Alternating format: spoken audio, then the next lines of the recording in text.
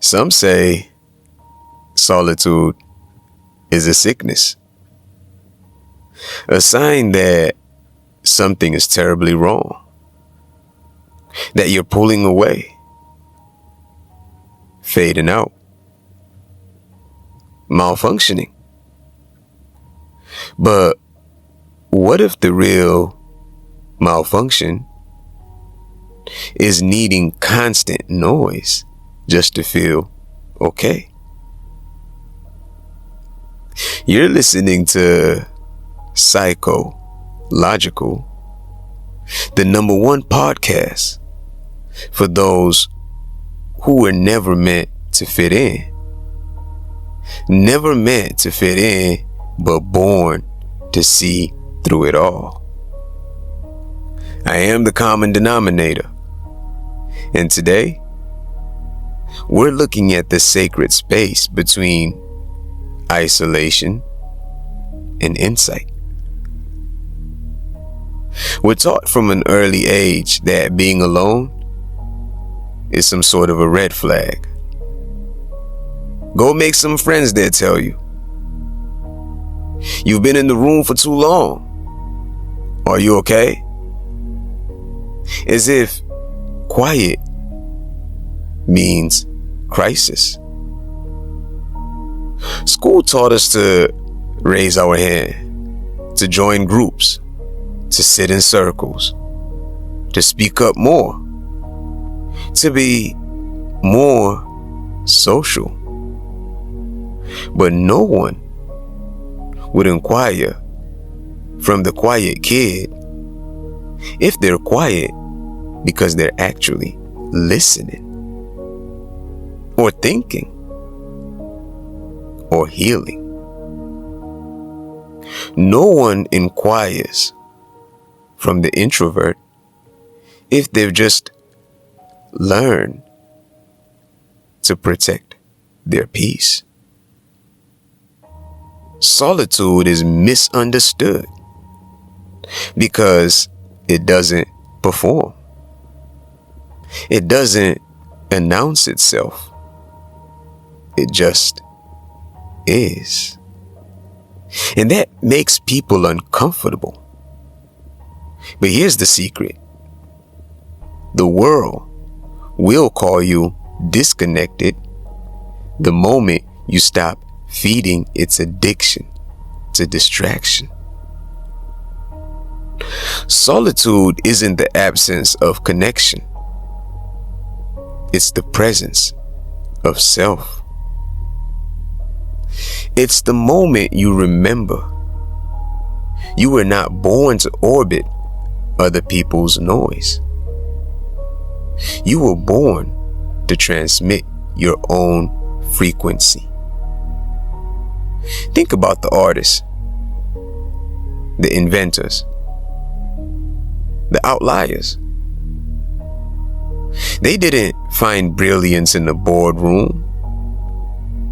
They found it in silence. It walks alone, in the slow burn of being misunderstood. Tesla walked through parks talking to pigeons. A lot of the prophets, as we see in the scriptures, often walked alone to be in sync with the highest frequency. Nina Simone said an artist's duty is to reflect the times.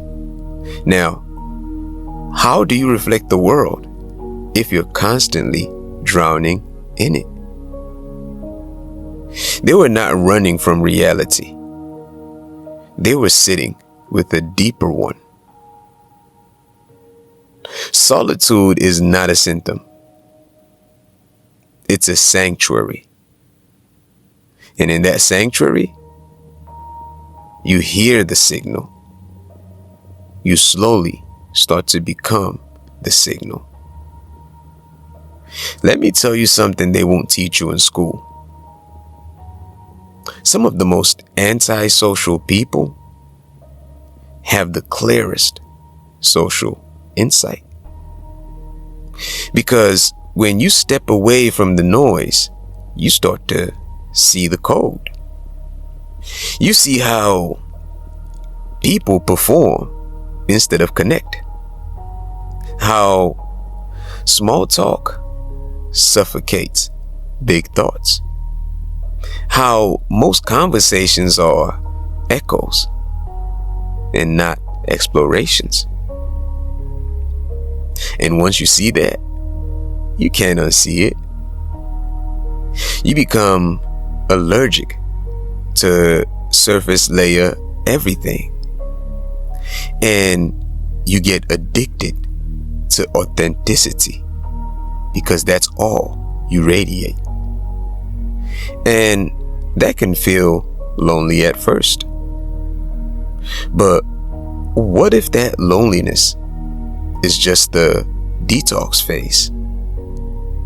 The detox phase from a world that's addicted to false belonging. What if your need for solitude isn't a glitch, but a powerful upgrade? So here's the reframe. You are not broken. You're in beta mode. You are not antisocial. You're anti-surface. You're not withdrawing. You are reconnecting with your source code. The world will tell you to come back to normal. But if you've made it this far, then maybe normal was never your destination. Maybe your solitude isn't empty, it's spacious. Maybe it's not silence, it's signal. Maybe it's not a weakness, it's your superpower. This week, do everything to protect your space. Sit with your stillness and let the quiet speak.